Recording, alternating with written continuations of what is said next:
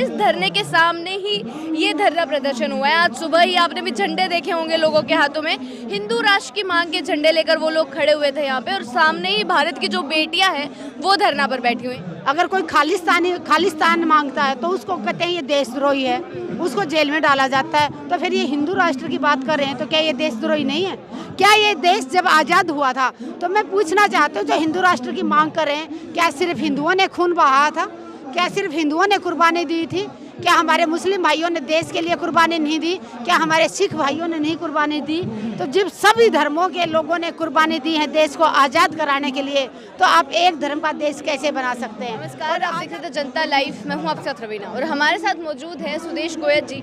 आपको बता दें कि ये लगातार 5 दिन हो गए हैं आज पहलवानों को, ये उनके साथ बैठी हुई हैं, हम इनको धरने में देख सकते हैं, सुबह से शाम तक ये भी वहीं बैठी है। तो इनसे जानते हैं कि जो नए मोड़ सामने आ रहे हैं इस केस में, जैसे पहलवानों ने बताया कि उनको धमकियां मिल रही हैं, लड़कियों को तोड़ने की कोशिश की जा रही है, चाहे वो धमकियों के तहत हो या रिश्वत के तहत हो। और बृजभूषण सिंह का एक और बयान आया है, उन्होंने भावुक होकर कुछ पंक्तियाँ कही हैं। तो इनसे जाने मैम क्या लग रहा है, ये सारी चीज़ें किस रुख की तरफ जा रही है? देखिए, वो भावुक हो गए, अभी पंक्तियाँ कह रहे हैं, और कि इससे वो कह रहे हैं कि इससे अच्छा मौत आ जाए। मैं उनसे कहना चाहूँगी कि ऐसे कर्म करने से पहले सोचना चाहिए था, और मौत इतना जल्दी नहीं आती है। जो कर्म किए हैं ना, बुरे कर्म किए हैं, उनका सबका फल भोगने के बाद ही ऊपर बुलाता है भगवान, उससे पहले बुलाएगा भी नहीं। एक एक कर्मों का हिसाब यहाँ दे के जाना होगा धरती पे। और जिन बेटियों के साथ शोषण किया है और जिन बेटियों ने आरोप लगाया है, उन बेटियों को धमकी देना बृजभूषण जी से कहना चाहूँगी कि आप बंद करें। बेटियां आपकी धमकियों से डरने वाली नहीं है। अगर जब तक डर रही थी, लेकिन अब बेटियों ने मुंह खोल दिया है, बेटियां पब्लिक में आ गई हैं, तो देश की पूरी जनता इन बेटियों के साथ है। तो खिलाड़ियों को अकेला समझने की आप गलती ना करें, ना ही बेटियों को घरों में किसी को भेजने की कोशिश करें।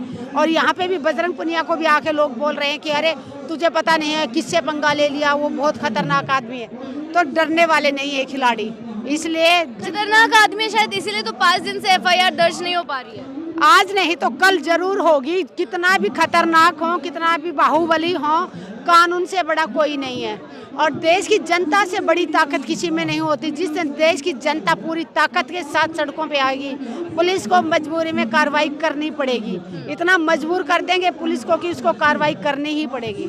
सुदेश जी, एक और चीज़ हम देख सकते हैं, जंतर मंतर पर हम मौजूद है, 5 दिन से हम यहाँ धरना प्रदर्शन देख रहे हैं, लेकिन अगर हम घूम कर देखें, इस धरने के सामने ही ये धरना प्रदर्शन हुआ है। आज सुबह ही आपने भी झंडे देखे होंगे लोगों के हाथों में, हिंदू राष्ट्र की मांग के झंडे लेकर वो लोग खड़े हुए थे यहाँ पे, और सामने ही भारत की जो बेटियां हैं वो धरना पर बैठी हुई हैं। इसको किस तरीके से देख रहे हैं? क्या सही में इन लोगों को इग्नोर करके ऐसी मांग यहाँ पर उठाना कितना सही है? नहीं, ये मांग उठाने का क्या तुक बनता है? अगर कोई खालिस्तान मांगता है तो उसको कहते हैं ये देशद्रोही है, उसको जेल में डाला जाता है। तो फिर ये हिंदू राष्ट्र की बात कर रहे हैं तो क्या ये देशद्रोही नहीं है? क्या इनके ऊपर देशद्रोह का केस नहीं? एकता बनेगी ना इस चीज से। तो एकता तो अभी भी है, एकता ही है हमारी। तो हमारे देश की तो अनेकता में एकता है। हमारे संविधान में लिखा हुआ है सभी धर्मों का देश है, और सभी धर्म इसमें रह रहे हैं, एक साथ रह रहे हैं। क्या ये देश जब आज़ाद हुआ था तो मैं पूछना चाहती हूँ, जो हिंदू राष्ट्र की मांग कर रहे हैं, क्या सिर्फ हिंदुओं ने खून बहाया था?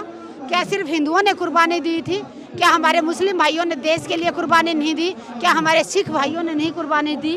तो जब सभी धर्मों के लोगों ने कुर्बानी दी है देश को आज़ाद कराने के लिए, तो आप एक धर्म का देश कैसे बना सकते हैं? और आज़ाद होने के बाद भी इस देश की शान, इस तिरंगे का सम्मान के लिए हर रोज बॉर्डरों पे देश में हमारे सैनिक शहीद हो रहे हैं। खुद एक मेजर की पत्नी, मैं आपको ये बताना चाहूँगी सुदेश जी, खुद एक मेजर की पत्नी, तो आप सारे तरीके से अच्छे से जानती हैं क्या चीज़ें रही हैं, सेना में क्या चीज़ें। और हमारी सेना में कितने सारे हमारे मुस्लिम भाई हैं, बहुत सारे हमारे मुस्लिम भाइयों ने कुर्बानियाँ दी हैं।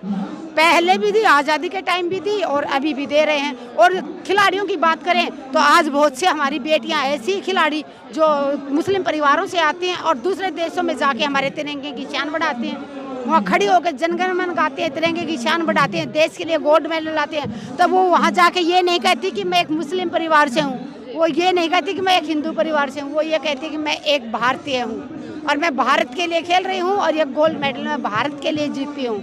तो भारत का नाम गर्व से सीना चौड़ा हो जाता भारतीयों का। तो ये लोग जो बांटने की कोशिश कर रहे हैं तो देश तोड़ने वाली बात है। मैं ऐसा लगता है कि अगर हिंदू मुस्लिम नहीं होता तो हमारा देश कितना प्यारा होता। हम जब घर में होते हैं, एक बाप की औलाद होते हैं, तो कितना अच्छे से भाई बहन सब एक चूल्हे पे खाना बनता, कितने अच्छे से खाते हैं। अब ये हिंदू और मुस्लिम ना हो के अगर एक तरह के लोग, एक सिर्फ तिरंगा एक हमारा होता है, एक हमारी पहचान होती तिरंगा, शान हमारी तिरंगा होती, एक हमारी पहचान होती इंसानियत। हम सब इंसान होते, कितना मिलजुल के प्यार से रह रहे थे। जैसे अभी पशु पक्षी रह रहे हैं आराम से, इस पेड़ पे भी बैठ रहे हैं, उस पे भी बैठ रहे हैं। इंसान ऐसे क्यों नहीं रह सकता? और इंसान रहना भी चाह रहा है, लेकिन राजनीतिक पार्टियां उसको रहने नहीं दे रही। हिंदू बार बार बीजेपी पर प्रहार होता है इस चीज को लेके कि धर्म की राजनीति, जो जातियों का जहर है ना, ये पार्टियां ही घोल रही हैं। आम जनता के बीच में ऐसा कुछ नहीं है। हम तो आर्मी में थे, हमारे तो ईद होती थी, सेवइयां सब इकट्ठी खाते थे। दिवाली होती थी तो हम सब पूजा करते थे। हिंदू मुस्लिम क्रिश्चियन का त्यौहार आता था, हम तो केक खाते थे उनका। तो हम सब आर्मी के अंदर रहे, हमें तो इतना एक भाईचारा होता था, सब अपने लगते थे। हमने कभी जाति उसकी पूछी नहीं। आज भी हमारे मन में वही है, हम सबको एक ही नज़र से देखते हैं। दो ही जाते हैं, एक पुरुष एक महिला, वही दो ही जाती हैं, वैसे उनको बाकी तो इंसानियत होनी चाहिए इंसान में। उम्र कितनी जिएंगे हम? 60 साल 70 साल 80 साल, ज़्यादा से ज़्यादा जिएंगे। 100 से 10-5 साल ऊपर हो जाएंगे, फिर तो एक दिन जाना ही है इस दुनिया से। क्यों नहीं है हम भाईचारे को कायम रखते हुए इस दुनिया से जाएं? जहर जैसे अभी जो चीज़ें हो रही हैं, आज दिल्ली मुख्यालय के बाहर भी कई महिलाएं प्रदर्शन कर रही थी इनके सपोर्ट में, खिलाड़ियों के सपोर्ट में, तो उनको डिटेन कर लिया गया। और उनका बार बार यही कहना है कि जिस पर कार्रवाई की जानी चाहिए, उधर तो पुलिस शांत बैठी है, और जो लोग समर्थन में आ रहे हैं उनको क्यों डिटेन किया? कितने को डिटेन करेंगे?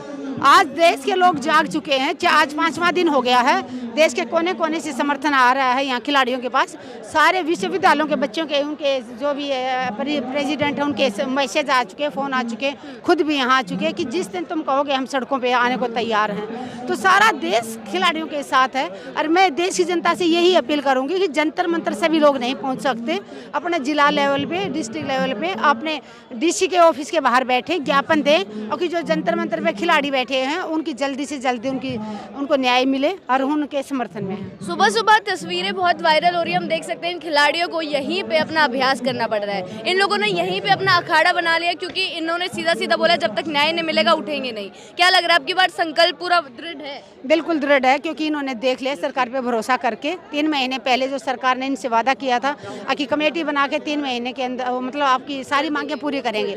3 महीने होने के बाद भी कोई सोल्यूशन नहीं निकला, तो मजबूरी होकर खिलाड़ियों को यहाँ आना पड़ा। अब खिलाड़ी समझ गए हैं कि हमें सब पूरे देश का साथ चाहिए, और सरकार पे भरोसा नहीं रहा।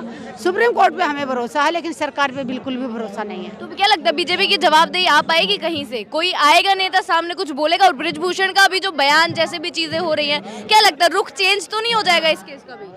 नहीं होगा, क्योंकि खिलाड़ी यहाँ अभी चुप बैठने वाले नहीं हैं। और देश की मातृशक्ति के सम्मान की बात है ये सिर्फ 7 लड़कियों ने जो शिकायत दर्ज की उनकी बात नहीं है, ये आपकी मेरी हर उस मातृशक्ति के सम्मान की बात है।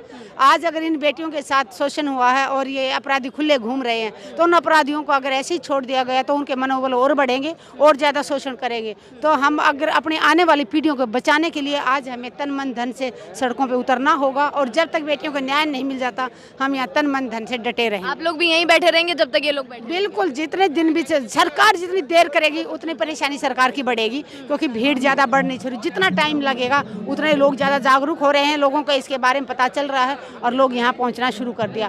देश के कोने कोने में आंदोलन शुरू हो जाएंगे। तो सरकार से अपील करती हूँ जितना जल्दी हो सके संज्ञान ले और आरोपी को जल्द से जल्द निष्पक्ष जाँच करा के आरोप सिद्ध होते ही उसको सजा दे। जी, बहुत बहुत शुक्रिया सुदेश जी आपका। तो एक मेजर की पत्नी है सुदेश जी, तो इन्होंका क्या कहना है और समर्थन में यही कहना है कि जब तक ये लोग नहीं उठेंगे, जब तक पहलवान नहीं उठेंगे, ये लोग उनके समर्थन में हर जगह से आते रहेंगे और वहीं बैठे रहेंगे। जनता लाइव आप तक जनता के मुद्दे पहुंचाता रहेगा, बने रहे हमारे साथ। शुक्रिया।